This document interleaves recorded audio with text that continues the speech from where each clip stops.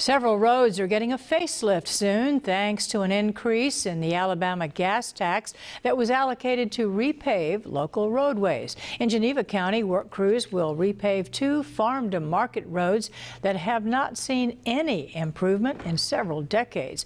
Now, this is County Road 38 just outside of Hartford.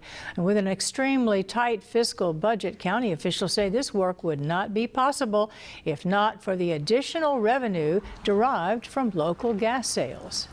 We are doing approximately 9 miles this fall, approximately $1.6 million worth of paving.